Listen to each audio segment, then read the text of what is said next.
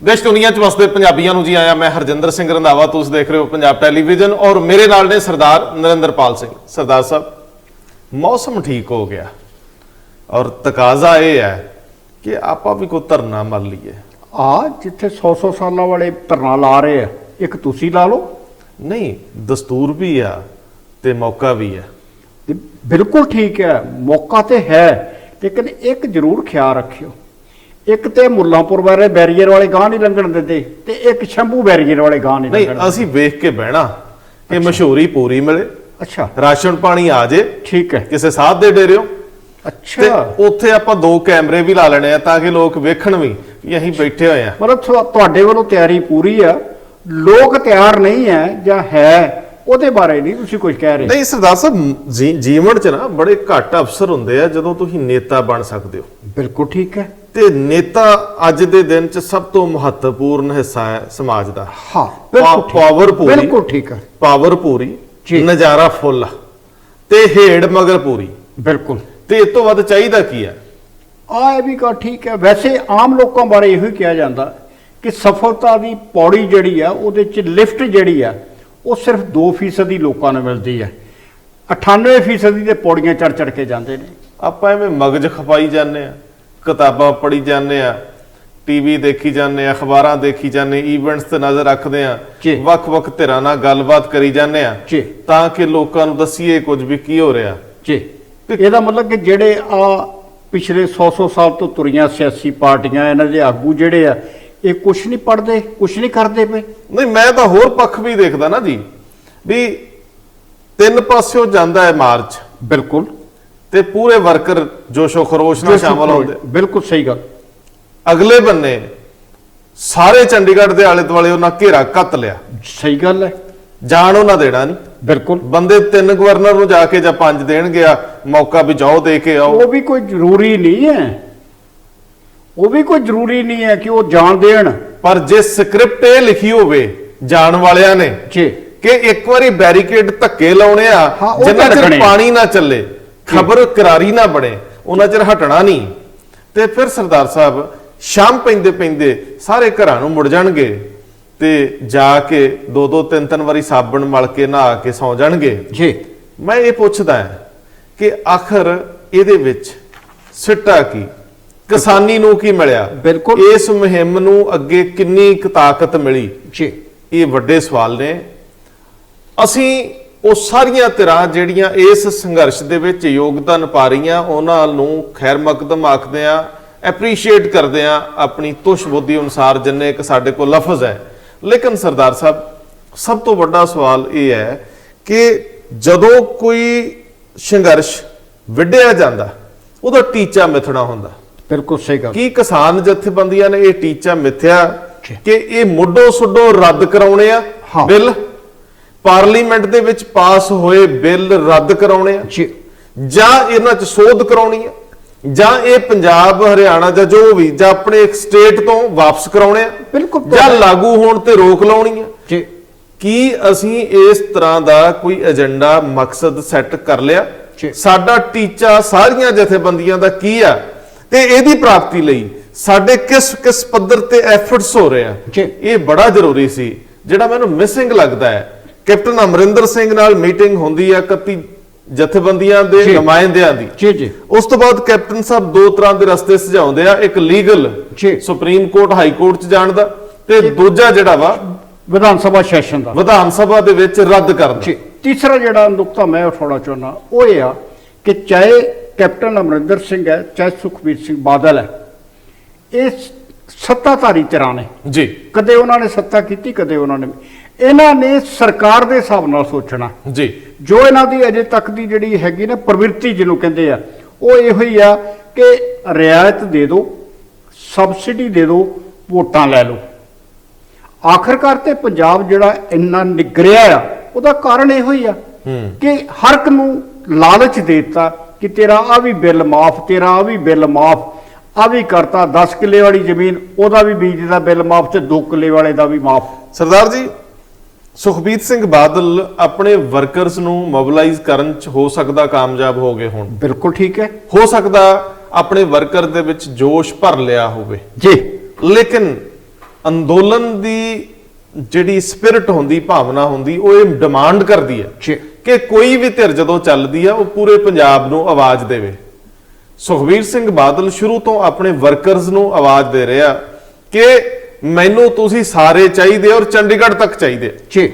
ਵੇਖਿਓ ਕਦੇ ਘਰੋਂ ਗੱਡੀ ਲੈ ਕੇ ਨਿਕਲਿਓ 10 ਕਿਲੋਮੀਟਰ ਤੋਂ ਵਾਪਸ ਨਾ ਮੁੜ ਜਿਓ। ਬਿਲਕੁਲ ਠੀਕ ਹੈ। ਜੇਕਰ ਇੱਕ ਪੋਲੀਟੀਕਲ ਪਾਰਟੀ ਆਪਣੇ ਵਰਕਰਸ ਨੂੰ ਇਸ ਅੰਦੋਲਨ ਦੀ ਆੜ ਦੇ ਵਿੱਚ ਮੋਬਿਲਾਈਜ਼ ਕਰ ਰਹੀ ਹੈ, ਐਕਟਿਵ ਕਰ ਰਹੀ ਹੈ, ਸੱਤਾ ਦੇ ਵਿੱਚ ਸਰਗਰਮੀ ਬਣਾਉਣਾ ਚਾਹੁੰਦੀ ਹੈ ਤੇ ਦਿਖਾਵਾ ਇਹ ਕਰਨਾ ਚਾਹੁੰਦੀ ਹੈ ਕਿ ਉਹ ਪੂਰੇ ਪੰਜਾਬ ਦੀ ਲੜਾਈ ਲੜ ਰਹੇ ਆ, ਤੇ ਫਿਰ ਇਹ ਹਰਫ ਆਉਂਦਾ ਹੈ ਕਿ ਇਹ ਲੜਾਈ ਅਕਾਲੀ ਦਲ ਆਪਣੀ ਹੋਂਦ ਦੀ ਲੜ ਰਿਹਾ। ਬਿਲਕੁਲ। ਜੇਕਰ ਕੱਲ ਨੂੰ ਕੈਪਟਨ ਅਮਰਿੰਦਰ ਸਿੰਘ ਰਾਹੁਲ ਗਾਂਧੀ ਦੇ ਨਾਲ ਸਿਰਫ ਕੱਲੇ ਵਰਕਰਸ ਨੂੰ ਨਾਲ ਲੈ ਕੇ ਤੁਰਦੇ ਆ, ਉਹ ਆਪਣੀ ਹੋਂਦ ਦੀ ਲੜਾਈ ਲੜ ਰਹੇ ਹੋਣ। ਇਹ ਆਦੇਸ਼ ਆ ਜਾਂਦੇ ਨੇ ਕਿ ਸਾਰੇ ਹੀ ਐਮਐਲਏ ਜਿਹੜੇ ਆਪਣੇ ਹਲਕਿਆਂ ਤੋਂ ਹਜ਼ਾਰਾਂ ਬੰਦੇ ਲੈ ਕੇ ਆ ਜਾਓ ਤੇ ਮੋਗੇ ਤੋਂ ਤੁਰ ਕੇ ਤੇ ਸ਼ੰਭੂ ਬੈਰੀਅਰ ਤੱਕ ਚਲੇ ਜਾਓ, ਤੇ ਫਿਰ ਰਾਹੁਲ ਗਾਂਧੀ ਦਾ ਜਿਹੜਾ ਅਗਲਾ ਪ੍ਰੋਗਰਾਮ ਆ ਉਹ ਸ਼ੰਭੂ ਬੈਰੀਅਰ ਤੋਂ ਹਰਿਆਣਾ ਦੇ ਵਿੱਚ ਦਾ ਹੈ। ਦੇਖੋ ਵਰਕਰ ਵੰਡ ਜਿਹੜੀ ਹੈ ਨਾ ਜੀ, ਜਦੋਂ ਕੀ ਹੁੰਦਾ ਕਿ ਇੱਕ ਧਿਰ ਕਹਿੰਦੀ ਆ ਅਸੀਂ ਐਡਾ ਇਕੱਠ ਕਰ ਲਿਆ, ਸਾਡਾ ਮਾਰਚ ਇੰਨਾ ਲੰਬਾ ਸੀ, ਦੂਜੀ ਧਿਰ ਆਪਣੀ ਲੀਕ ਲੰਬੀ ਕਰਨ ਲਈ ਪਹਿਲੇ ਨਾਲੋਂ ਜ਼ਿਆਦਾ ਵਰਕਰ ਲਿਆਉਣਾ ਚਾਹੁੰਦੇ ਆ,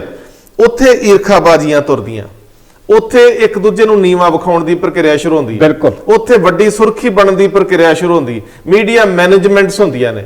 ਜੇ ਕੁਝ ਨਹੀਂ ਹੁੰਦਾ ਤੇ ਉਹ ਅੰਦੋਲਨ ਦੀ ਰੂਹ ਨਹੀਂ ਹੁੰਦੀ, ਅੰਦੋਲਨ ਦੀ ਰੂਹ। ਉੱਥੇ ਲੋਕਾਂ ਦੀ ਅਸਲ ਜਿਹੜੀ ਦਿਲ ਤੋਂ ਭਾਈਵਾਲੀ ਹੁੰਦੀ ਉਹ ਨਹੀਂ ਹੁੰਦੀ। ਕਿਸਾਨ ਜਥੇਬੰਦੀਆਂ ਵੱਖ-ਵੱਖ ਥਾਵਾਂ ਤੇ ਬੈਠੀਆਂ ਰਹਿ ਜਾਂਦੀਆਂ, ਅਜੇ ਵੀ ਰੇਲਵੇ ਲਾਈਨਾਂ ਤੇ ਬੈਠੀਆਂ ਨੇ ਜੀ।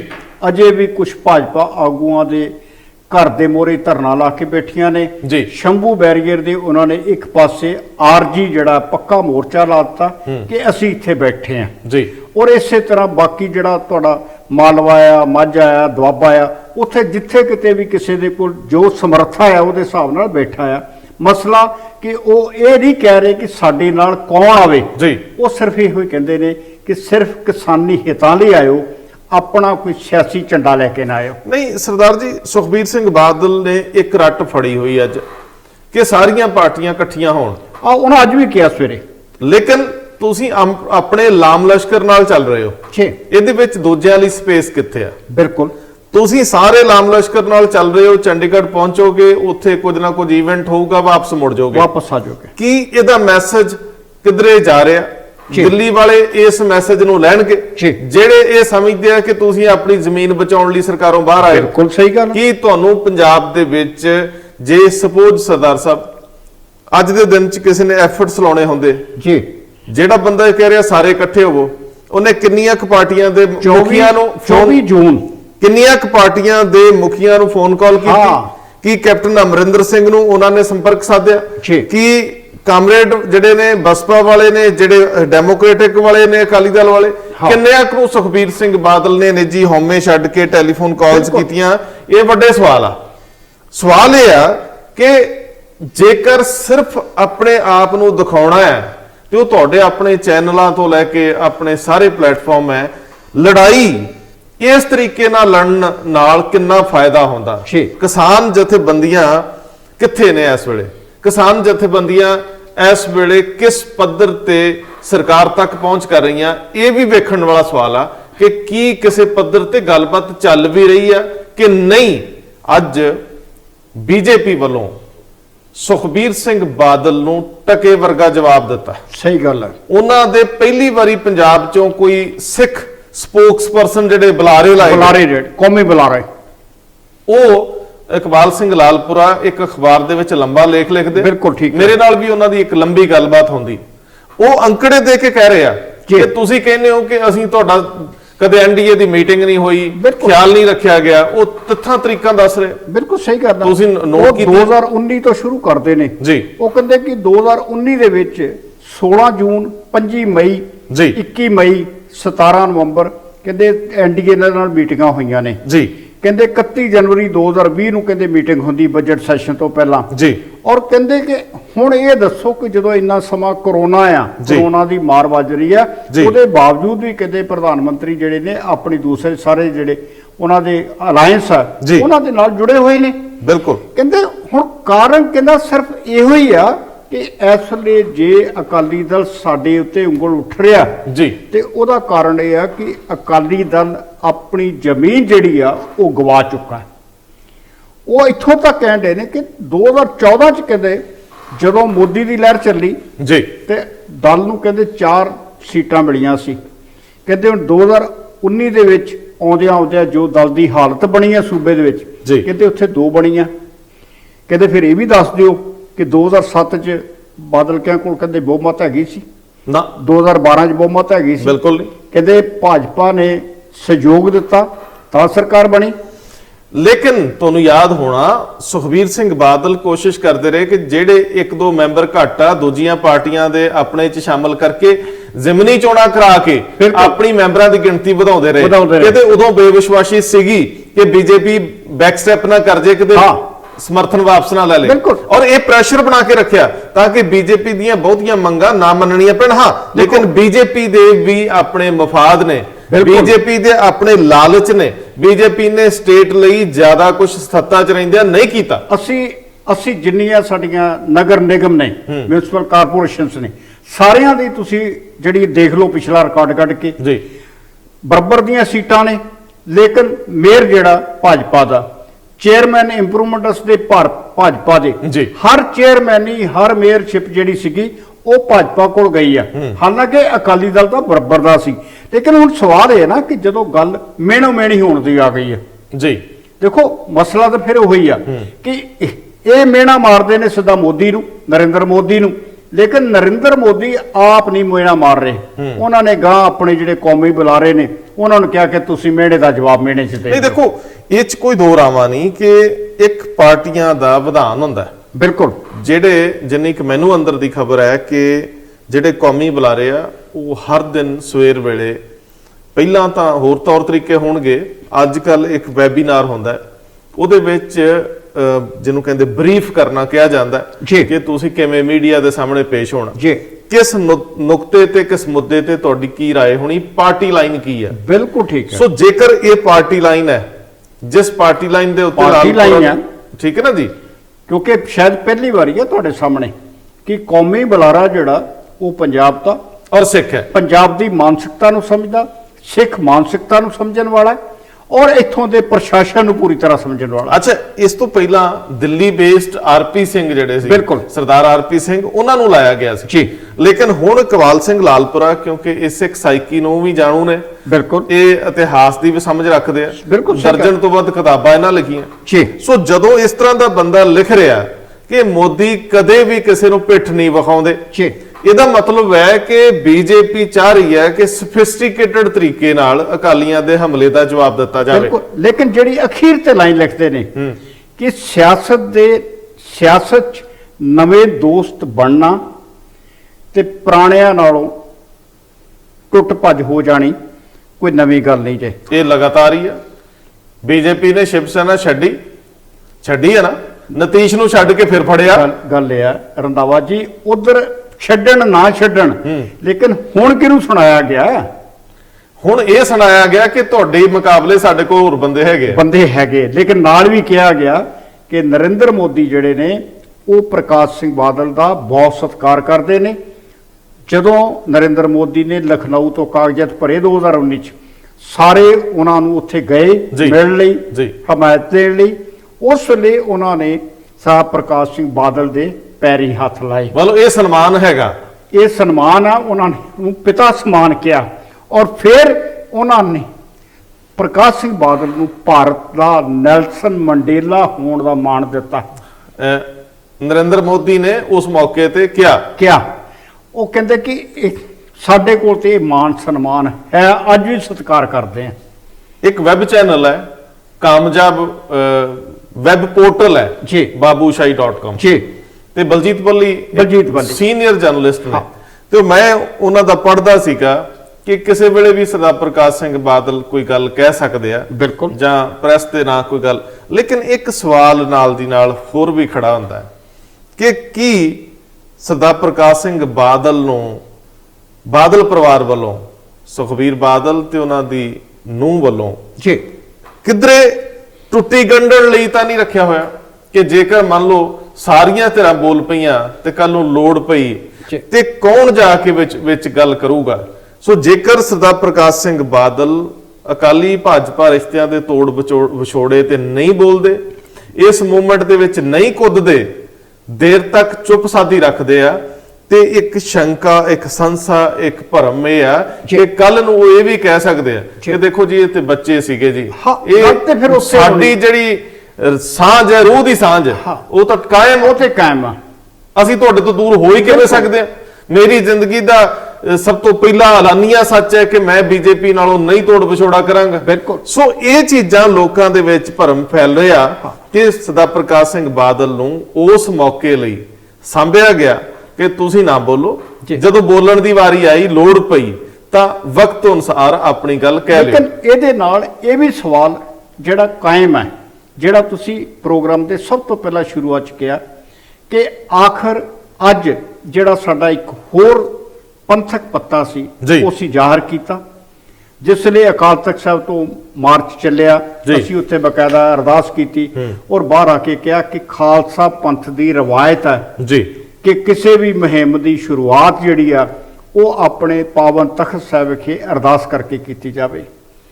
ਲੇਕਿਨ ਜਿਹੜੇ ਲੋਕ ਅਕਾਲ ਤਖਤ ਸਾਹਿਬ ਦੇ ਸਨਮੁਖ ਕੀਤੀ ਅਰਦਾਸ ਦੀ ਮਹਾਨਤਾ ਸਮਝਦੇ ਨੇ, ਉਹੀ ਸਵਾਲ ਕਰ ਰਹੇ ਨੇ ਕਿ ਜੇ ਕਿਤੇ ਉੱਥੇ ਰਾਹ ਰੋਕ ਲਿਆ ਗਿਆ ਤੇ ਫਿਰ ਉਸ ਵੇਲੇ ਵੀ ਕੋਈ ਖਾਲਸਾਈ ਪਰੰਪਰਾ ਨਿਭਾਈ ਜਾਏਗੀ? ਨਹੀਂ, ਪਰ ਹੋਰ ਵੀ ਭਾਣਾ ਮੰਨ ਕੇ ਵਾਪਸ ਆ ਜਾਣਾ। ਸਰਦਾਰ ਜੀ ਗੱਲ ਇਹ ਆ ਕਿ ਖਾਲਸਾਈ ਪਰੰਪਰਾ ਤੇ ਇਹ ਵੀ ਕਹਿੰਦੀ ਹੈ ਕਿ ਜਦੋਂ ਅਰਦਾਸਾ ਸੋਧਤਾ ਪ੍ਰਾਪਤੀ ਤੱਕ ਪਛਾਣ ਨਹੀਂ। ਫਿਰ ਤੇ ਦਰਸ਼ਨ ਸਿੰਘ ਫੇਰੂਮਾਨ ਦੀ ਉਦਾਹਰਣ ਤੁਹਾਡੇ ਸਾਹਮਣੇ ਫਿਰ ਤਾਂ ਅਰਦਾਸ ਦੀ ਮਾਨਤਾ ਤੇ ਉੱਥੋਂ ਸਮਝਦੀ ਹੈ। ਮੈਂ ਕਹਿੰਦਾ ਕਿ ਜੇ ਪੰਜਾਬ ਦੇ ਜਿਹੜੇ ਬਾਰਡਰ ਨੇ, ਬੈਰੀਅਰ ਨੇ, ਜੇ ਉੱਥੋਂ ਅੱਗੇ ਨਾ ਲੰਘਣ ਦਿੱਤਾ ਜਾਵੇ ਤੇ ਪ੍ਰਧਾਨ ਸਾਹਿਬ ਦਾ ਫਰਜ਼ ਬਣਦਾ ਹੈ ਤੇ ਅਰਦਾਸ ਨੂੰ ਬਰਕਰਾਰ ਰੱਖਣ ਲਈ ਫਿਰ ਉੱਥੇ ਜਿੰਨਾ ਚਿਰ ਪੂਰੀ ਨਾ ਹੋ ਜੇ ਅਰਦਾਸ, ਬੈਠੇ ਰਹਿਣ, ਜਦ ਤੱਕ ਕੇਂਦਰ ਝੁਕੇ, ਜਦ ਤੱਕ ਕੇਂਦਰ ਝੁਕੇ ਜਾਂ ਪ੍ਰਾਣ ਜਾਣ।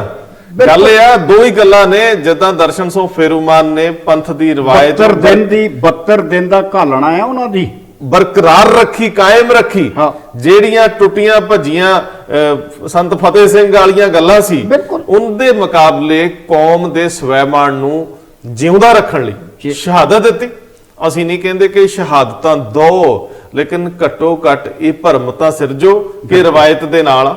ਇਹ ਤੇ ਜ਼ਰੂਰ ਕਹੋ ਕਿ ਜੇ ਵਾਕਿਆ ਹੀ ਧਰਮ ਦਾ ਸਹਾਰਾ ਲੈ ਕੇ ਤੁਸੀਂ ਲਹਿਰ ਸ਼ੁਰੂ ਕੀਤੀ ਹੈ ਤੇ ਉਹ ਧਾਰਮਿਕ ਜਿਹੜੀਆਂ ਪਰੰਪਰਾਵਾਂ ਨੇ ਉਹ ਵੀ ਬਹਾਲ ਰੱਖੋ। ਫਿਰ ਸਰਦਾਰ ਸਾਹਿਬ ਪੈਰਾ ਵੀ ਦਿਓ। ਸਰਦਾਰ ਸਾਹਿਬ, ਮੈਂ ਸਮਝਦਾ ਹਾਂ ਕਿ ਅੱਜ ਜਿਹੜਾ ਇਹ ਇਕੱਠ ਹੋਣ ਤੱਕ ਉੱਥੇ ਚੰਡੀਗੜ੍ਹ ਦੇ ਨੇੜੇ ਤੇੜੇ ਹੋਊਗਾ ਔਰ ਜੋ ਵੀ ਵਿਧੀ ਵਿਧਾਨ ਹੈ ਇਹਨਾਂ ਦਾ ਜਾਂ ਉਹਨਾਂ ਦਾ ਜਿਹੜੇ ਅੱਗੇ ਰਿਸੀਵ ਕਰਨ ਵਾਲੇ ਆ, ਬਿਲਕੁਲ ਸਹੀ ਗੱਲ। ਜਿੱਦਾਂ ਰਾਹੁਲ ਗਾਂਧੀ ਨੂੰ ਉੱਥੇ ਯੂਪੀ ਦੇ ਵਿੱਚ ਉਹਨਾਂ ਨੇ ਗ੍ਰਿਫਤਾਰ ਕਰ ਲਿਆ ਕਿ ਤੁਸੀਂ ਹਾਥਰਸ ਨਹੀਂ ਜਾ ਸਕਦੇ ਜੀ। ਆਖਰਕਾਰ ਉਹਨਾਂ ਨੂੰ ਪਹਿਲਾਂ ਗ੍ਰੇਟਰ ਨੋਇਡਾ ਪੁਲਿਸ ਨੇ ਕਿਹਾ ਗੱਡੀਆਂ ਅੱਗੇ ਨਹੀਂ ਜਾ ਸਕਦੀਆਂ, ਉਹ ਦੋਨੇ ਭੈਣ ਭਰਾ ਪ੍ਰਿੰਕਾ ਗਾਂਧੀ ਤੇ ਰਾਹੁਲ ਪੈਦਲ ਚਲੇ ਗਏ, ਅੱਗੇ ਜਾ ਕੇ ਉਹਨਾਂ ਫਿਰ ਗ੍ਰਿਫਤਾਰ ਕਰ ਲਏ, ਬਾਹਰ ਆ ਕੇ ਫਿਰ ਛੱਡਤੇ। ਸੋ ਪਰੰਪਰਾਵਾਂ ਤੇ ਉਧਰ ਵੀ ਤੇ ਨਿਯਮ ਪਾਲਣਾ ਹੋ ਰਹੀ ਹੈ। ਦੇਖੋ, ਉਹ ਸਰਦਾਰ ਸਾਹਿਬ ਸਾਡੇ ਦੇਸ਼ ਵਿੱਚ ਇਹੋ ਜਿਹੀਆਂ ਘਟਨਾਵਾਂ ਦਾ ਵਾਪਰਨਾ ਬਹੁਤ ਮੰਦਭਾਗਾ ਹੈ। ਅੱਜ ਚਲੋ ਇਹ ਲੋਕ ਲੱਗੇ ਨੇ, ਪ੍ਰੋਟੈਸਟ ਕਰ ਰਹੇ ਆ, ਯੂਪੀ ਪੁਲਿਸ ਦਾ ਘਰਾਉਣਾ ਚਿਹਰਾ ਸਾਹਮਣੇ ਆਇਆ। ਬਿਲਕੁਲ, ਪਹਿਲਾਂ ਸਮਾਂ ਰਹਿੰਦਿਆਂ ਕਾਰਵਾਈ ਨਹੀਂ ਕੀਤੀ, ਫਿਰ ਰਾਤ ਦੇ ਹਨੇਰੇ 'ਚ ਸੰਸਕਾਰ ਕੀਤਾ ਬੱਚੇ ਦਾ, ਔਰ ਜਿਹੜੀ ਦਰਿੰਦਗੀ ਹੋਈ ਆ ਉਹਨੂੰ ਜਿੰਨਾ ਕੰਡੈਮ ਕੀਤਾ ਜਾਵੇ, ਇਹਦੇ ਲਈ ਤਾਂ ਲਫ਼ਜ਼ ਹੀ ਨਹੀਂ ਬਚਦੇ। ਤੁਸੀਂ ਕਈ ਵਾਰੀ ਔਰ ਖਾਸ ਕਰਕੇ ਉਸ ਵੇਲੇ ਜਦੋਂ ਕੌਮੀ ਪੱਧਰ ਤੇ ਨਾਰਾ ਦਿੱਤਾ ਜਾਵੇ ਬੇਟੀ ਬਚਾਓ ਬੇਟੀ ਪੜਾਓ। ਦੇਖੋ, ਦਿੱਲੀ ਦੇ ਵਿੱਚ ਸਰਦਾਰ ਸਾਹਿਬ ਉਹ ਨਿਰਭਇਆ ਕਾਂਡ ਹੋਇਆ ਸੀ, ਉਸ ਤੋਂ ਬਾਅਦ ਸਖਤ ਕਾਨੂੰਨ ਵੀ ਬਣ ਗਏ, ਪਰ ਜਿਹੜੇ ਭੇੜੀਏ ਹੁੰਦੇ ਸਮਾਜ ਦੇ ਕਿੱਥੋਂ ਟਲਦੇ ਨੇ। ਲੇਕਿਨ ਸਾਡਾ ਸਮਾਜ ਥੋੜਾ ਸੁਰੱਖਿਅਤ ਹੋਵੇ, ਇਹ ਜਾਮਨੀ ਕੌਣ ਦੇਊਗਾ, ਸਮਝ ਨਹੀਂ ਆਉਂਦੀ। ਇਸ ਤਰ੍ਹਾਂ ਦੇ ਕਈ ਰੇਪ, ਕਈ ਘਿਨਾਉਣੇ ਅਪਰਾਧ ਹੋ ਕੇ ਪਤਾ ਹੀ ਨਹੀਂ ਲੱਗਦਾ ਚਲੇ ਜਾਂਦੇ ਆ। ਲੇਕਿਨ ਜਿੱਥੇ ਇਸ ਤਰ੍ਹਾਂ ਦੀ ਭਿਆਨਕਤਾ ਹੋਵੇ ਉੱਥੇ ਦੇਸ਼ ਪੂਰੇ ਨੂੰ ਪਤਾ ਲੱਗਦਾ, ਲੇਕਿਨ ਕੀਤਾ ਕੀ ਜਾ ਸਕਦਾ ਹੈ। ਇਸ ਵੇਲੇ ਪੁਲਿਸ ਦਾ ਸਰਗਰਮ ਹੋਣਾ ਬੜਾ ਜ਼ਰੂਰੀ ਹੈ। ਲੇਕਿਨ ਜਿੱਥੋਂ ਤੱਕ ਪੰਜਾਬ ਦੇ ਵਿੱਚ ਕਿਸਾਨੀ ਮਸਲਿਆਂ ਦਾ ਹੈ, ਇਹਦੇ ਵਿੱਚ ਉਹ ਸਿੰਗਰਸ ਕਹਿ ਰਹੇ ਅਸੀਂ 4 ਨੂੰ ਧਰਨਾ ਲਾ ਦੇਣਾ, ਪੱਕੇ ਤੌਰ ਤੇ 4 ਦਾ ਉਹਨਾਂ ਦਾ ਵੀ ਉੱਥੇ ਆ ਗਿਆ। ਉਹ ਵੀ ਇੱਕ ਦੇਖਣ ਵਾਲੀ ਗੱਲ ਆ ਕਿ ਸਿਧਾਂਤ ਤੋਂ ਕੋਰੀਆਂ ਗੱਲਾਂ। ਬਿਲਕੁਲ, ਦੇਖੋ ਮੈਂ ਸਰਦਾਰ ਸਾਹਿਬ, ਹੋ ਸਕਦਾ ਕਿਸੇ ਨੂੰ ਬੁਰਾ ਲੱਗੇ, ਲੇਕਿਨ ਜਦੋਂ ਤੁਸੀਂ ਗਰਮ ਨਾਰੇ ਲਾਉਂਦੇ ਹੋ, ਜਦੋਂ ਤੁਸੀਂ ਕੁਝ ਇਸ ਤਰ੍ਹਾਂ ਦੀਆਂ ਭੜਕਾਊ ਗੱਲਾਂ ਕਰਦੇ ਹੋ ਜਿਹਦਾ ਕਿਸਾਨ ਮੋਰਚੇ ਨਾਲ, ਕਿਸਾਨੀ ਮੰਗਾਂ ਨਾਲ ਦੂਰ ਦਾ ਵੀ ਵਾਹ ਵਾਸਤਾ ਨਹੀਂ। ਜੀ ਤੁਸੀਂ ਆਪ ਜਜ਼ਬਾਤੀ ਹੋ ਕੇ ਦੂਜਿਆਂ ਨੂੰ ਜਜ਼ਬਾਤੀ ਕਰਦੇ ਹੋ, ਇਹ ਕੋਈ ਠੀਕ ਰਸਤਾ ਨਹੀਂ। ਮੁੱਖ ਦੀ ਗੱਲ ਤੇ ਸਿਰਫ ਇੰਨੀ ਕਹਾ ਕਿ ਘੱਟੋ ਘੱਟ ਜੇ ਤੁਸੀਂ 24 ਜੂਨ ਤੋਂ ਤੁਹਾਨੂੰ ਅਹਿਸਾਸ ਹੋਇਆ ਸੀ ਜੀ ਕਿ ਐਸਾ ਕੋਈ ਨੋਟੀਫਿਕੇਸ਼ਨ ਜਿਹੜਾ ਆ ਉਹ ਬਿੱਲ ਬਣ ਰਿਹਾ, 3 ਮਹੀਨੇ ਨਾ ਅਕਾਲੀ ਦਲ ਬਾਦਲ ਨੇ ਨਾ ਕਾਂਗਰਸ ਸਰਕਾਰ ਨੇ ਕੋਈ ਉਚੇਚ ਨਹੀਂ ਕੀਤੀ। ਹਾਂ, ਇਹ ਵੀ ਮੀਟਿੰਗ 'ਚ ਜਾਂਦੇ ਹੀ ਰਹੇ ਆ। ਮੀਟਿੰਗ 24 ਦੀ ਉਹ ਕੀਤੀ ਹੈ ਅੱਧ ਅਧੂਰੇ ਮਨ ਨਾਲ, ਉਹਦੇ ਤੋਂ ਬਾਅਦ 3 ਮਹੀਨੇ ਬੀਤ ਗਏ ਆ। ਇਸ ਤੋਂ ਪਹਿਲਾਂ ਜਿਹੜੀਆਂ ਕੇਂਦਰ ਗਵਰਨਮੈਂਟ ਦੀਆਂ ਮੀਟਿੰਗ ਸੀ, ਉਹ ਸਬ ਕਮੇਟੀ ਬਣੀ ਸੀ, ਉਹ 'ਚ ਮਨਪ੍ਰੀਤ ਬਾਦਲ ਇੱਕ ਵਾਰੀ ਗਏ, ਇੱਕ ਵਾਰੀ ਚੀਫ ਸੈਕਟਰੀ ਜਾਂ ਉਹਨਾਂ ਦਾ ਨੁਮਾਇੰਦਾ ਗਿਆ ਹੋਊਗਾ। ਆਫਟਰ ਆਲ ਪਤਾ ਸੀ ਨਾ ਕੁਝ ਹੋ ਰਿਹਾ, ਕੁਝ ਪੱਕ ਰਿਹਾ। ਬਿਲਕੁਲ ਸਰਕਾਰੀ ਪੱਧਰ ਤੇ ਕੈਪਟਨ ਅਮਰਿੰਦਰ ਸਿੰਘ ਉਦੋਂ ਪ੍ਰਧਾਨ ਮੰਤਰੀ ਨੂੰ ਮਿਲ ਸਕਦੇ ਸੀ ਕਿ ਸਾਡੇ ਸੂਬੇ ਦੀਆਂ ਵੱਖਰੀਆਂ ਲੋੜਾਂ ਨੇ, ਤੁਸੀਂ ਸੂਬੇ ਨੂੰ ਬਾਹਰ ਰੱਖ ਲਓ ਜਾਂ ਕੁਝ ਵੀ। ਦੇਖੋ ਉਹ ਕਵੇਲੇ ਦਾ ਰਾਗ ਹੈ ਨਾ, ਹੁਣ ਕਵੇਲੇ ਦੀਆਂ ਟੱਕਰਾਂ ਵਾਲੀ ਗੱਲ। ਸੋ ਸਵਾਲ ਇਹ ਹੈ ਕਿ ਜਿੰਨੀਆਂ ਧਿਰਾਂ ਹੁਣ ਸਿਆਸਤ ਕਰ ਰਹੀਆਂ, ਇਸੇ ਤਰੀਕੇ ਨਾਲ ਜਦੋਂ ਦੀਪ ਸਿੱਧੂ ਜਾਂ ਇਸ ਤਰ੍ਹਾਂ ਦੇ ਕੁਝ ਹੋਰ ਲੋਕ ਅਨਾਉਂਸ ਕਰ ਰਹੇ ਕਿ ਅਸੀਂ ਉੱਥੇ ਜਾ ਕੇ ਬੈਠਾਂਗੇ, ਕੀ ਇਹ ਜ਼ਿੰਮੇਵਾਰੀ ਲੈਣਗੇ ਕਿ ਜਿਹੜਾ ਇਹਨਾਂ ਨੇ ਇੱਕ ਮੋਰਚਾ ਲਾਉਣਾ ਜਾਂ ਉੱਥੇ ਕੁਝ ਕਰਨਾ ਹੈ ਉਹਦੇ ਚ ਡਿਸਪਲਿਨ ਕਾਇਮ ਰਹੂ? ਕੀ ਸਿਧਾਂਤਕ ਗੱਲਾਂ ਹੋਣਗੀਆਂ ਕਿ ਉੱਥੋਂ ਮੋਰਚੇ ਦੇ ਵਿੱਚੋਂ ਕਿਸਾਨੀ ਨਾਲ ਸੰਬੰਧਿਤ ਗੱਲਾਂ ਹੀ ਕੀਤੀਆਂ ਜਾਣਗੀਆਂ? ਜਾਂ ਸਰਦਾਰ ਸਾਹਿਬ ਇੱਕ ਮੋਟੀ ਜੀ ਗੱਲ ਆ, ਇਹ ਤਾਂ ਹੁਣ ਨਿਆਣੇ ਨੂੰ ਵੀ ਪਤਾ ਹੋਊਗਾ ਕਿ ਜਦੋਂ ਪੰਜਾਬ ਦੇ ਵਿੱਚ ਇਸ ਤਰ੍ਹਾਂ ਅੰਦੋਲਨ ਚੱਲ ਰਿਹਾ, ਕੇਂਦਰ ਦੀਆਂ ਆਪਣੀਆਂ ਅੱਖਾਂ ਨੱਕ ਕੰਨ ਉਹਨਾਂ ਦੀਆਂ ਏਜੰਸੀਆਂ ਹੁੰਦੀਆਂ। ਸਹੀ ਗੱਲ ਆ। ਤੁਹਾਨੂੰ ਨਹੀਂ ਲੱਗਦਾ ਕਿ ਅੱਗੇ ਨਾਲੋਂ ਉਹ 100 ਗੁਣਾ ਵੱਧ ਅਲਰਟ ਹੋਣਗੇ? ਕਿੱਥੇ ਕੀ ਹੋ ਰਿਹਾ ਉਹਦੀ ਨਜ਼ਰ ਨਹੀਂ ਰੱਖੀ ਹੋਊਗੀ? ਮੈਂ ਇੱਕ ਉਦਾਹਰਨ ਦੇਣ ਲੱਗਾ। 1972-73 ਦੇ ਕਰੀਬ ਖਾਲਸਾ ਕਾਲਜ ਦੇ ਬੜੀਆਂ ਲਹਿਰਾਂ ਚੱਲਦੀਆਂ ਸਨ, ਕਦੇ ਕੋਈ ਧਰਨਾ, ਕਦੇ ਕੋਈ ਰੈਲੀ। ਸਾਡੇ ਇੱਕ ਕੈਮਿਸਟਰੀ ਡਿਪਾਰਟਮੈਂਟ ਦੇ ਪ੍ਰੋਫੈਸਰ ਹੋਇਆ ਕਰਦੇ ਸਨ ਸਾਧ ਸੁਰਿੰਦਰ ਸਿੰਘ ਜੀ। ਇੱਕ ਦਿਨ ਉਹਨਾਂ ਦਾ ਲੈਕਚਰ ਚੱਲ ਰਿਹਾ ਸੀ ਤੇ ਉਹ ਮੁੰਡੇ ਆ ਗਏ ਜੀ, ਬਸ ਪ੍ਰੈਸ ਹੜਤਾਲ ਆ ਜੀ। ਉਹ ਕਹਿੰਦੇ ਲੈ ਜਾਓ, ਮੈਂ ਬਸ ਇੱਕ ਲਾਈਨ ਕਰੀ, ਕਹਿੰਦੇ ਬੱਚਿਓ ਇੱਕ ਗੱਲ ਯਾਦ ਰੱਖਿਓ ਕਿ ਤੁਸੀਂ ਜਾਓ, ਇਹ ਜਿਹੜਾ ਮਾਰਚ ਜਾ ਰਿਹਾ ਡੀਸੀ ਦਫ਼ਤਰ ਨੂੰ, ਉਹਦਾ ਮੰਗ ਇੱਕੋ ਹੀ ਹੈ ਕਿ ਤੁਹਾਡੀਆਂ ਕਾਪੀਆਂ ਕਿਤਾਬਾਂ ਦੀ ਕੀਮਤ ਘਟਾਈ ਜਾਵੇ, ਅਸੀਂ ਸਹਿਮਤ ਹਾਂ। ਤੇ ਇੱਕ ਯਾਦ ਰੱਖਿਓ, ਤੁਸੀਂ 1 ਦਿਨ ਜਾਓਗੇ, 2 ਦਿਨ ਜਾਓਗੇ, 3 ਦਿਨ ਜਾਓਗੇ, ਚੌਥੇ ਦਿਨ ਭੀੜ ਚੋਂ ਕੋਈ ਅਚਨਚੇਤ ਇੱਕ ਵੱਟਾ ਮਾਰ ਦੇਗਾ ਜਿਹਦੇ ਨਾਲ ਪ੍ਰਸ਼ਾਸਨ ਨੇ ਤੁਹਾਡੇ ਅੱਧੇ ਕੁ ਬੰਦੇ ਫੜ ਕੇ ਅੰਦਰ ਕਰ ਲੈਣੇ ਆ, ਤੇ 5ਵੇਂ ਦਿਨ ਤੁਸੀਂ ਫੇਰ ਮਾਰਚ ਕੱਢੋਗੇ, ਲੇਕਿਨ ਤੁਹਾਡੀ ਮੰਗ ਹੋਏਗੀ ਫੜੇ ਸਾਥੀ ਰਿਹਾ ਕਰੋ ਜੀ। ਤੁਹਾਡੀ ਪਹਿਲੀ ਮੰਗ ਜਿਹੜੀ ਆ ਉਹ ਖਤਮ ਹੋ ਜਾਏਗੀ, ਦੂਸਰੀ ਉਤਰ ਆ ਜਾਏਗੀ। ਸੋ ਤੁਹਾਡੇ ਕਹਿਣ ਦਾ ਮਕਸਦ ਇਹ ਹੀ ਹੈ, ਲੇਕਿਨ ਬਾਰ-ਬਾਰ ਇਹ ਕਹਿਣਾ ਬਣਦਾ ਕਿ ਤੁਸੀਂ ਜੋ ਵੀ ਕਰਨਾ ਚਾਹੁੰਦੇ ਹੋ ਸਭ ਤੋਂ ਪਹਿਲਾਂ ਉਹਦੀ ਰੂਪ ਰੇਖਾ ਤਿਆਰ ਕਰੋ। ਸਰਦਾਰ ਸਾਹਿਬ, ਮੈਂ ਇੱਕ ਲਫ਼ਜ਼ ਉਹਦੇ ਚ ਜ਼ਰੂਰ ਵਾੜਨਾ ਚਾਹੁੰਦਾ, ਸ਼ਾਮਿਲ ਕਰਨਾ ਚਾਹੁੰਦਾ ਕਿ ਬਟਾਲੇ ਦੀ ਸਟੇਜ ਦੇ ਉੱਤੋਂ ਵੀ ਗਰਮ ਗੱਲਾਂ ਹੋਈਆਂ, ਬਿਲਕੁਲ, ਔਰ ਗੋਨਿਆਣਾ ਮੰਡੀ ਚ ਵੀ ਹੋਈਆਂ, ਬਿਲਕੁਲ ਸਹੀ ਹੈ। ਤੇ ਜਦੋਂ ਸ਼ੰਭੂ ਚ ਹੋਊ, ਜਦੋਂ ਜਜ਼ਬਾਤ ਨੌਜਵਾਨੀ ਦੇ ਛਲਕਦੇ ਆ, ਉਦੋਂ ਫਿਰ ਸੀਮਾ ਸੂਮਾ ਨਹੀਂ ਰਹਿੰਦੀ। ਸਹੀ ਗੱਲ। ਹੁਣ ਇਹ ਸਾਰੇ ਘਟਨਾਕ੍ਰਮ ਦੇ ਵਿੱਚ ਤੁਸੀਂ ਜਿਹੜੇ ਮਸ਼ਹੂਰ ਲੋਕ ਹੋ, ਤੁਹਾਨੂੰ ਤਾਂ ਕਿਸੇ ਨੇ ਕੱਖ ਨਹੀਂ ਕਹਿਣਾ। ਹਾਂ, ਤੁਸੀਂ ਮਸ਼ਹੂਰ ਲੋਕ ਹੋ, ਕੱਲ ਨੂੰ ਕੋਈ ਜੁਗਾੜਬੰਦੀ ਵੀ ਕਰ ਲੋਗੇ, ਕਿਸੇ ਦਾ ਰਿਸ਼ਤੇਦਾਰ ਐਮਪੀ ਹੁੰਦਾ, ਕਿਸੇ ਦਾ ਕੋਈ ਹੋਣਾ, ਲੇਕਿਨ ਤੁਹਾਡੀਆਂ ਇਹਨਾਂ ਗਰਮ ਤਕਰੀਰਾਂ, ਗਰਮ ਗੱਲਾਂ ਕਰਕੇ ਜਿਹੜੇ ਬੱਚੇ ਅਣਭੋਲ ਤੇ ਇਨੋਸੈਂਟ ਨੇ, ਜਿਹੜੇ ਕਿਸੇ ਵੀ ਤਰ੍ਹਾਂ ਦੀ ਨਜ਼ਰ ਥੱਲੇ ਸਕੈਨਰ ਦੀ ਨਿਸ਼ਾਨਦੇਹੀ ਹੋ ਜਾਂਦੀ ਹੈ, ਸਕੈਨਰ 'ਚ ਆ ਜਾਣੇ ਆ, ਉਹਨਾਂ ਦਾ ਕੌਣ ਵਾਲੀ ਵਾਰਸ ਹੈ? ਕਿਸਾਨ ਜਥੇਬੰਦੀਆਂ ਨੂੰ ਲੀਕ ਮਾਰ ਕੇ ਐਲਾਨ ਕਰਨਾ ਚਾਹੀਦਾ ਕਿ ਜੇਕਰ ਡਿਸਪਲਿਨ ਦੇ ਵਿੱਚ ਕੋਈ ਲੋਕ ਹੈ ਤਾਂ ਉਹਨਾਂ ਨੂੰ ਰੈਕਗਨਾਈਜ਼ ਕਰ ਦੇਣ। ਅਦਰਵਾਈਜ਼ ਜਿਹੜੇ ਇਸ ਤਰ੍ਹਾਂ ਦੇ ਅੰਦੋਲਨ, ਜਿਹੜੇ ਸੰਗਠਿਤ ਨੇ, ਜਿਨ੍ਹਾਂ ਦਾ ਕੋਈ ਆਊਟਪੁੱਟ ਹੋ ਸਕਦੀ ਹੈ, ਜਿਨ੍ਹਾਂ 'ਚੋਂ ਕੁਝ ਨਿਕਲ ਕੇ ਆ ਸਕਦਾ, ਜਿਹੜੇ ਉਹਦੀ ਰੂਹ ਨੂੰ ਸਾਬੋਟੇਜ ਕਰ ਸਕਦੇ ਆ, ਜਿਹੜੇ ਉਹਨੂੰ ਵਿਗਾੜ ਸਕਦੇ ਆ, ਉਹਨਾਂ ਲੋਕਾਂ ਨਾਲੋਂ ਆਪਣਾ ਨਖੇੜਾ ਕਰਨਾ ਬਣਦਾ। ਜੇਕਰ ਕੋਈ ਸਿੰਗਰ, ਕੋਈ ਐਕਟਰ ਕੋਈ ਵੱਖਰਾ ਧਰਨਾ ਲਾਉਣ ਦਾ ਪ੍ਰੋਗਰਾਮ ਬਣਾ ਰਿਹਾ, ਉਹ ਸਪਸ਼ਟ ਕਰ ਦੇਵੇ ਕਿ ਸਾਡੇ ਇਹ ਮਾਪਦੰਡ ਹੈ, ਇਹ ਡਿਸਪਲਿਨ ਹੈ, ਇਹਦੇ ਵਿੱਚ ਬੋਲਣ ਵਾਲੇ ਇਹਨਾਂ ਚੀਜ਼ਾਂ ਤੇ ਬੋਲ ਸਕਦੇ ਆ, ਇਹ ਧਰਮ ਯੁੱਧ ਨਾ ਬਣਾਓ, ਕਿਸਾਨੀ ਮਸਲੇ। ਕਿਉਂਕਿ ਕੁਝ ਪ੍ਰਾਪਤੀ ਤੋਂ ਪਹਿਲਾਂ ਤੁਹਾਨੂੰ ਆਪ ਨਿਯਮਤ ਹੋਣਾ ਪਏਗਾ। ਹਾਂ, ਬਿਲਕੁਲ। ਤੁਹਾਨੂੰ ਆਪ ਇੱਕ ਆਪਣੇ ਦੁਆਲੇ ਇੱਕ ਵਾਰਡ ਜਿਹੜੀ ਆ ਵਲਗਣ ਕਰਨੀ ਪਵੇਗੀ ਕਿ ਤੁਸੀਂ ਇੱਕ ਦਾਇਰੇ ਦੇ ਅੰਦਰ ਰਹੋ, ਔਰ ਉਸ ਦਾਇਰੇ ਦੇ ਵਿੱਚੋਂ ਜੋ ਵੀ ਬਾਹਰ ਆਵੇ ਉਹਨੂੰ ਦੇਖ ਕੇ ਸਰਕਾਰ ਇਹ ਸੋਚੇ ਕਿ ਅਸੀਂ ਇਹਨਾਂ ਨੂੰ ਕੋਈ ਰਾਹਤ ਦੇਣੀ ਆ ਜੀ, ਜਾਂ ਅਸੀਂ ਇਹਨਾਂ ਨੂੰ ਪੂਰੀ ਤਰ੍ਹਾਂ ਖੁੱਲ੍ਹ ਕੇ ਜਿਉਣ ਦਾ ਹੱਕ ਦੇ ਦੇਣਾ।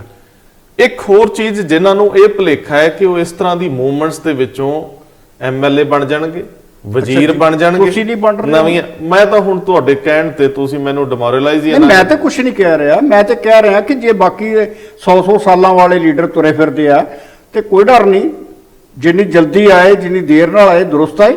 ਆਹ ਮੋਰਚਾ ਮਾੜਾ ਜਿਸ ਮੋਰਚੇ ਤੇ ਡਟੇ ਆ। ਆਏ ਮੋਰਚਾ ਵੀ ਕਈਆਂ ਨੇ ਸੰਭਿਆ। ਮੇਰਾ ਖਿਆਲ ਹੈ ਕਿ ਗੱਲ ਜਦੋਂ ਅਵੇਅਰਨੈਸ ਦੀ ਹੁੰਦੀ ਆ, ਗੱਲ ਕਿਧਰੋਂ ਲਫ਼ਜ਼ ਜਿਹੜਾ ਤੁਰਦਾ ਹੈ, ਲਿਖਿਆ ਹੋਇਆ ਤੇ ਬੋਲਿਆ ਹੋਇਆ ਲਫ਼ਜ਼ ਉਹ ਤੁਰਦਾ ਰਹਿੰਦਾ ਹੈ ਔਰ ਉਹਦੀ ਤਾਕਤ ਹੈ।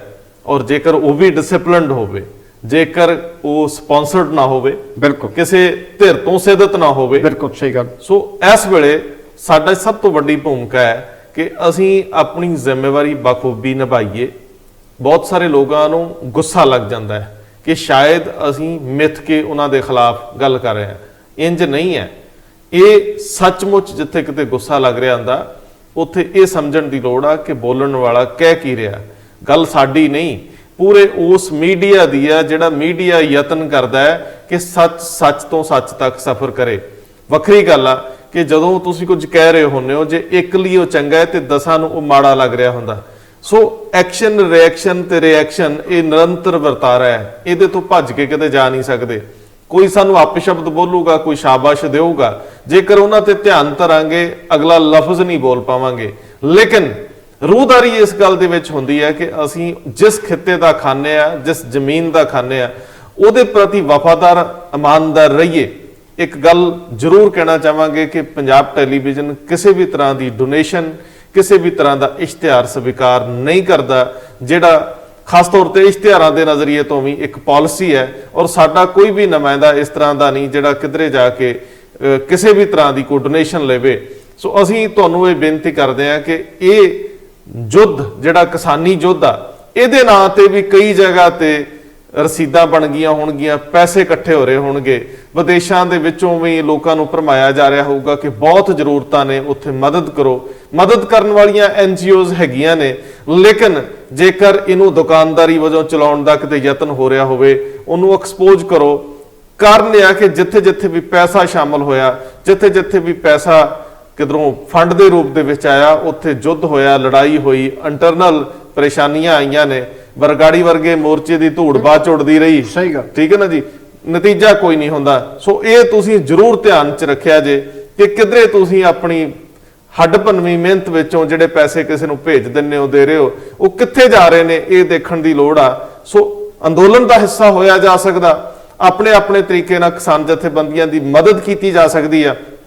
ਕਿਸਾਨ ਜਥੇਬੰਦੀਆਂ ਦੇ ਮੇਨ ਅਹੁਦੇਦਾਰ ਨੂੰ ਚਾਹੀਦਾ ਹੈ ਕਿ ਉਹ ਇਸ ਲੜਾਈ ਨੂੰ ਗੱਲਬਾਤ ਵਾਲੇ ਪਾਸੇ ਵੀ ਤੋਰਨ, ਇਸ ਲੜਾਈ ਨੂੰ ਧਰਮ ਵਿੱਚ ਤਬਦੀਲ ਨਾ ਕਰਨ। ਕਿਸਾਨੀ ਕਿਸੇ ਇੱਕ ਧਰਮ ਦਾ ਨਹੀਂ ਹੈ, ਕਿਸਾਨੀ ਸਾਰੇ ਧਰਮਾਂ ਨਾਲ ਜੁੜੇ ਲੋਕਾਂ ਦੀ ਆ। ਇਹਦੇ ਵਿੱਚ ਦਲਿਤ ਮਜ਼ਦੂਰ ਵੀ ਸ਼ਾਮਲ ਹੈ। ਜਿੰਨਾ ਚਿਰ ਤੁਸੀਂ ਸਾਰੀਆਂ ਧਿਰਾਂ ਨੂੰ ਬਰਾਬਰ ਨਾਲ ਸ਼ਾਮਲ ਨਹੀਂ ਕਰਦੇ, ਜੇਕਰ ਤੁਸੀਂ ਧਰਮ ਦੀ ਰਾਜਨੀਤੀ ਦੇ ਚੁੰਗਲ 'ਚ ਫਸ ਜਾਂਦੇ ਹੋ ਤੇ ਬਹੁਤ ਸਾਰੀਆਂ ਧਿਰਾਂ ਨਖੇੜਾ ਕਰ ਲੈਂਦੀਆਂ, ਵੱਖਰੀਆਂ ਹੋ ਜਾਂਦੀਆਂ। ਜਿਹੜੀ ਰੂਹ ਆ ਅੰਦੋਲਨ ਦੀ ਸ਼ੁਰੂ 'ਚ ਹੀ ਜ਼ਖਮੀ ਹੋ ਜਾਂਦੀ ਹੈ। ਸੋ ਇਸ ਤਰ੍ਹਾਂ ਦੀਆਂ ਪ੍ਰਾਪਤੀਆਂ ਔਖੀਆਂ ਹੁੰਦੀਆਂ ਨੇ। ਸੰਗਠਿਤ ਹੋਣਾ ਜ਼ਰੂਰੀ ਆ, ਮਕਸਦ ਤੈਅ ਹੋਣੇ ਜ਼ਰੂਰੀ ਆ। ਤੁਸੀਂ ਲੈਣਾ ਕੀ ਚਾਹੁੰਦੇ ਹੋ, ਪ੍ਰਾਪਤ ਕੀ ਕਰਨਾ ਚਾਹੁੰਦੇ ਹੋ, ਤੇ ਉਹਦੇ ਲਈ ਕਿਸ ਪੱਧਰ ਤੇ ਕਿਵੇਂ ਦੇ ਯਤਨ ਹੋਣੇ ਆ, ਇਹ ਤੁਹਾਨੂੰ ਨਿਰਧਾਰਿਤ ਕਰ ਲੈਣਾ ਚਾਹੀਦਾ। ਔਰ ਇਸ ਤੋਂ ਅੱਗੇ ਗੱਲ ਵਧੇਗੀ। ਸਰਦਾਰ ਸਾਹਿਬ ਬਹੁਤ ਮਿਹਰਬਾਨੀ, ਬਹੁਤ ਧੰਨਵਾਦ।